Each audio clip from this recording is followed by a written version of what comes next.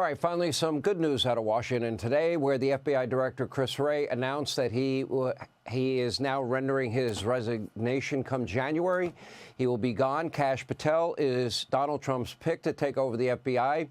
Wray utterly, completely failed to restore integrity and fairness at the FBI. His past 7 years as director were probably best described by a lengthy letter from Iowa Republican Senator Chuck Grassley. Grassley writes, quote, "Promises made, promises broken has become a recurrent theme under your leadership." According to the Iowa senior senator, well, Wray ignored Grassley's efforts to investigate possible sexual misconduct against female FBI agents for over a year.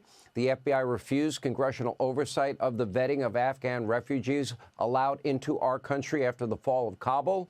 The Bureau made no effort to investigate serious allegations of bribery against Joe Biden, including from a confidential human source they previously did trust. No efforts to investigate the Bidens and Burisma and Joe leveraging $1 billion to get some prosecutor in Ukraine fired.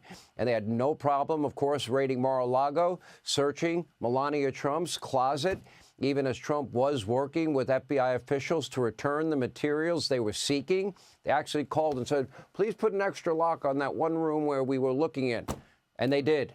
Anyway, where was the raid of Hillary Clinton's home or office, or Joe Biden's home, or the 4 locations where Biden had top secret classified information? Oh, that would be called a double standard. That's not equal justice or application of our laws.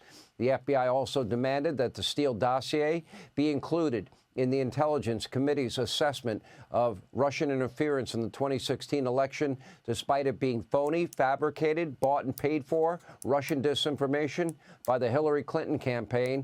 And then, of course, the Bureau called Catholics extremists and tried to cover it up. And this FBI has been weaponized. It has been politicized beyond what it should be. Hopefully, I say change is coming.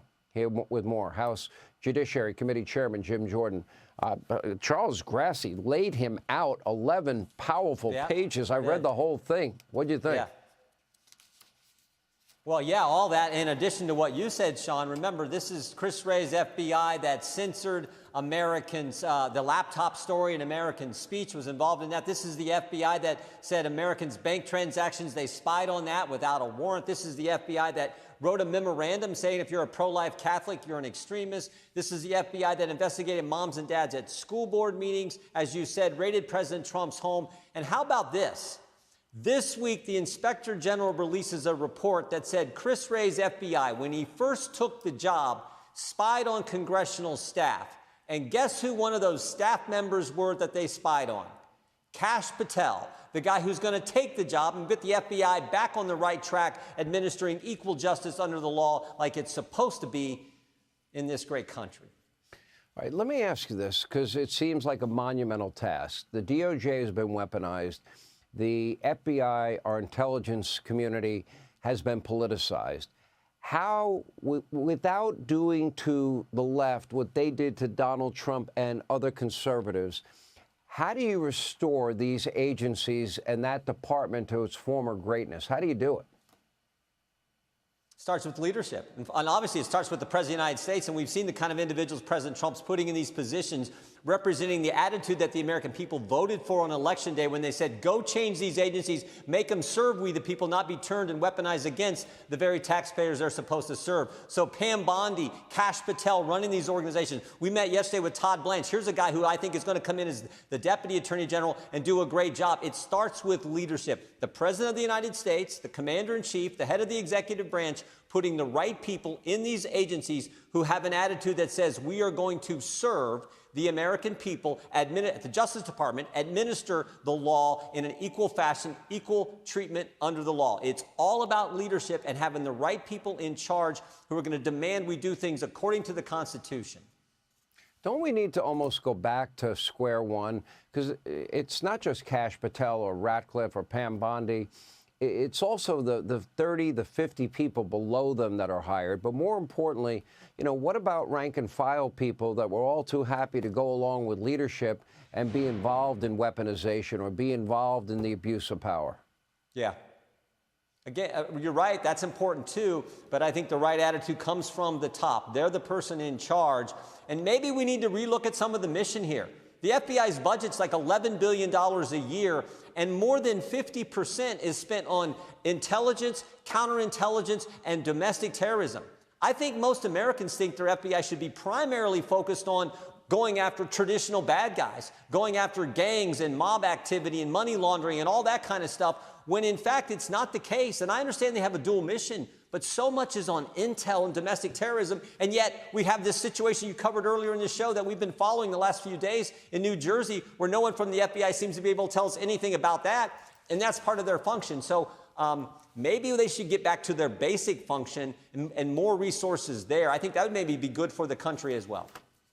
Well, let me ask you about that little problem we have with drones flying all over New Jersey that are very sophisticated. The minute you get eyes on them, they go dark, according to Phil Murphy, the governor.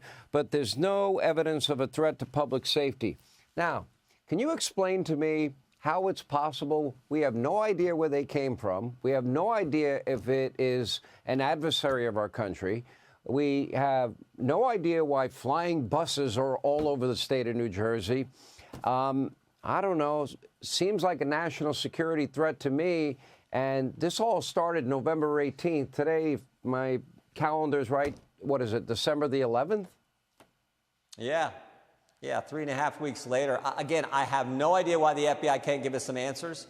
But understand, this is the same FBI. They can't tell us who planted the pipe bombs on January 6th. This same FBI can't tell us who leaked the Dobbs decision. And this is the same FBI can't tell us who put cocaine at the White House. So, again, I don't know. Maybe if they were focused more on their fundamental mission, maybe things would be different. But the good news is I think the guy who's President Trump has nominated is going to clean things up.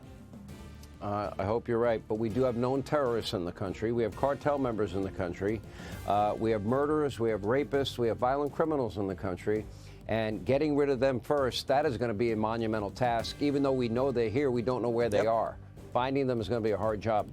Jim Jordan, great to see you. Scary times. Hey, Sean Hannity here. Hey, click here to subscribe to Fox News YouTube page and catch our hottest interviews and most compelling analysis. You will not get it anywhere else.